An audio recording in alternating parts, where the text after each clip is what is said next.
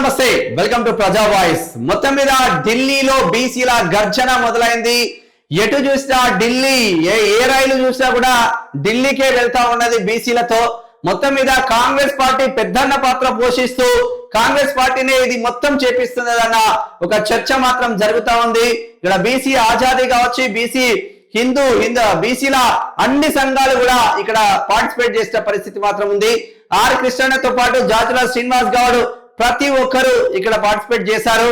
మరి బీసీల కోసం కాంగ్రెస్ పార్టీ ఏదైతే కామారెడ్డి డిక్లరేషన్ లో 42% స్థానిక సంస్థల్లో రిజర్వేషన్లు కల్పించాలన్న నిర్ణయంతో అసెంబ్లీలో కూడా తీర్మానం చేసి పంపించిన నేపథ్యంలో ఇక కోర్టు మాత్రం అక్కడ ఏది బీజేపీ కోర్టులోకి బంతిని తరలించే ప్రయత్నం చేసిండ్రు. బీజేపీ కోర్టులోకి బంతిని తరలించి ఇక మేము అన్ని చేశామని చెప్పుకొచ్చే ప్రయత్నం చేస్తా ఉన్నారు రేవంత్ రెడ్డి అన్న చర్చ మాత్రం జరిగింది.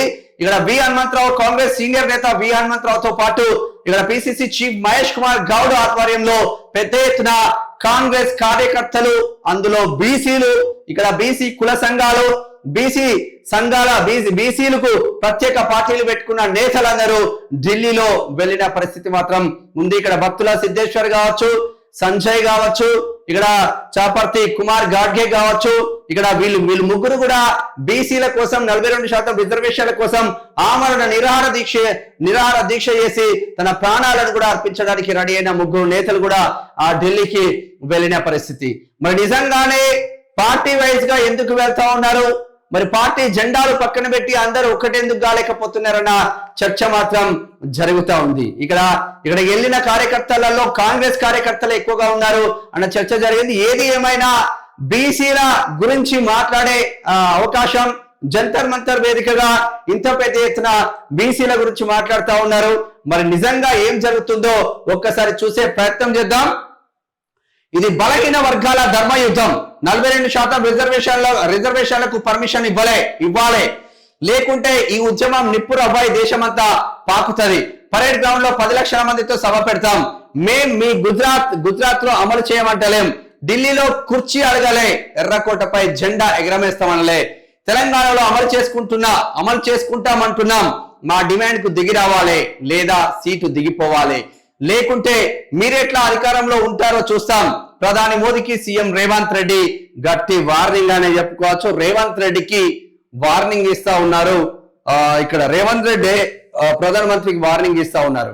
బీసీలకు 42% రిజర్వేషన్ల కోసం ధర్మ యుద్ధం కొనసాగిస్తామని సీఎం రేవంత్ రెడ్డి అన్నారు. బీసీ రిజర్వేషన్ల కోసం ఢిల్లీలోని జంతర్ మంతర్ వేదికగా జరిగిన పోరు గర్జన సభకు సీఎం రేవంత్ రెడ్డి ముఖ్య అతిథిగా హాజరయ్యారు. ఈ సందర్భంగా సీఎం మాట్లాడుతూ తనపై ఎంత ఒత్తిడి ఉన్నా రాహుల్ గాంధీ భారత్ జోడో యాత్రలో ఇచ్చిన మాటకు కట్టుబడి తీర్మానం చేసినట్టు సీఎం చెప్పారు. తెలంగాణ ప్రభుత్వం ప్రతిష్టాత్మకంగా కులగణన చేపట్టి రాష్ట్రంలో 56.33% మంది బీసీలు ఉన్నారని తేల్చిందన్నారు. 42% రిజర్వేషన్లు కల్పించాలని కోర్టు అసెంబ్లీలో తీర్మానం చేసి పార్లమెంట్ కు పంపిందని చెప్పారు. అయినా మోదీ ప్రభుత్వం పట్టించుకోవట్లేదంటే ఏమంటున్నారు? తెలంగాణ ప్రభుత్వం ప్రతిష్టాత్మకంగా కులగణన చేపట్టింది అని చెప్తా ఉన్నారు. ఇక్కడ కులగణన నిజంగా రేవంత్ రెడ్డి సర్కారు నిజంగా చేపట్టిందా కులగణన? మరి కులగణన చేపట్టలేదా? ఇక్కడ రేవంత్ రెడ్డి కూడా మాట్లాడుతూ ఉన్నారు. ఇక్కడ ఢిల్లీలో జంతర్ మంతర్ వేదికగా ఒక్కసారి చూసే ప్రయత్నం చేద్దాం.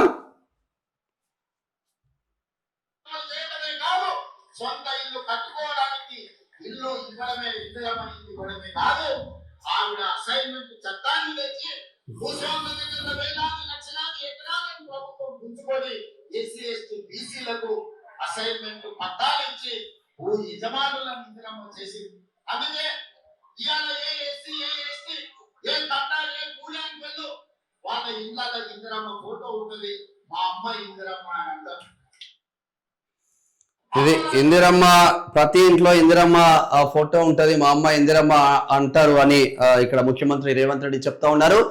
మొత్తం మీద బీసీ గర్జనతో అన్ని పార్టీలు బీసీల వైపు మలుపుకునే ప్రయత్నం చేస్తా ఉన్నారు. కానీ బీసీ రాగం అందుకుంటున్న పార్టీలు మాత్రం మళ్ళా ఏదన్నా పార్టీ వైజ్ గా ఏదైనా టికెట్లు వస్తే మాత్రం బీసీలకు మొండి చేవే చూపిస్తా ఉన్నారు. ఇంత పెద్ద ఎత్తున చేసిన రేవంత్ రెడ్డి కూడా బీసీల పట్ల మళ్ళా మొండి చేయే చూపించే ప్రయత్నం చేస్తున్నారని బీసీ వర్గాల నుంచి మాత్రం వస్తా ఉంది. ఏది ఏమైనా ఒక స్టెప్ మాత్రం తీసుకున్నాడు, గ్రేట్ అనే చెప్పుకోవచ్చు రేవంత్ రెడ్డి ఈ విషయంలో. సరే, కాంగ్రెస్ పార్టీ చేసిందా, బీజేపీ పార్టీ చేసిందా, బీఆర్ఎస్ పార్టీ చేసిందా ఆ పక్కన పెడితే కోర్టు మాత్రం భారతీయ జనతా పార్టీ గ్రౌండ్ లోకి బాల్ మాత్రం పంపించిళ్ళు. వీళ్ళు సేఫ్ సైడ్ గా ఉన్నారన్న చర్చ మాత్రం జరుగుతా ఉంది. ఇక్కడ కులగణన సంపూర్ణంగా చేస్తామని చెప్తున్న రేవంత్ రెడ్డి ఆ విషయంలో మాత్రం భూమారాంగ్ అనే చెప్పుకోవచ్చు. ఎక్కడ కూడా హైదరాబాద్ 6 లో కులగణన కంప్లీట్ కాలేదు.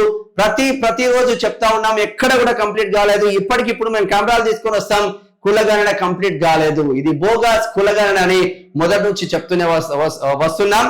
ఏది ఏమైనప్పటికీ బీసీ సంఘాలు చాలా వరకు బీసీ సంఘాలన్నీ ఢిల్లీ జంతర్ మంతర్ దగ్గర వెళ్ళి తన గళాన్ని వినిపించే ప్రయత్నం చేసిళ్ళు, ముఖ్యులు మాట్లాడే ప్రయత్నం చేసిళ్ళు. భారతీయ జనతా పార్టీ ఇక్కడ ఒకవేళ చేయకపోతే దేశం మొత్తం మేము దీన్ని అగ్గి రాజేస్తామని ఇక్కడ ముఖ్యమంత్రి రేవంత్ రెడ్డి మాత్రం చెప్తా ఉన్నారు. మరి ఢిల్లీలో జరిగిన జంతర్ మంతర్ మీటింగ్ తర్వాతనైనా నెక్స్ట్ ఏమన్నా స్టెప్ తీసుకునే అవకాశం ఉంటుందా భారతీయ జనతా పార్టీ అంటే? భారతీయ జనతా పార్టీ ఓపెన్ గా చెప్తా ఉంటది, బీసీలకు ముస్లింలకు సంబంధం ఏంది, బీసీలలో ముస్లింలను ఎందుకు చేర్చారు, ముస్లింలను బీసీలలో చేర్చుకొని వాళ్ళ శాతాన్ని పెంచి మేము దానికి వ్యతిరేకం, బీసీలకు కట్టుబడి ఉన్నాం కానీ ముస్లింలకు వ్యతిరేకం. అసలు బీసీలలో ముస్లింలు ఎట్లా ఉంటారు, మైనారిటీ వర్గం కదా, వాళ్ళు ఎట్లా ఉంటారని క్వశ్చన్ చేస్తా ఉన్నది స్టార్టింగ్ నుంచి. మరి ఏది జరిగినా ఇప్పటికైనా బీసీలకు స్థానిక సంస్థలతో పాటు ఇక్కడ ఎమ్మెల్యేలు కావచ్చు, ఎంపీలు కావచ్చు, ఇక్కడ అసెంబ్లీలో కావచ్చు, పార్లమెంట్ కావచ్చు, చట్టసభలలో అన్నిట్లో కూడా 42% రిజర్వేషన్లు కల్పించాల్సిన అవసరం మాత్రం ఉంది అని చెప్పుకుందాం. చూద్దాం ఏం జరుగుతుందో.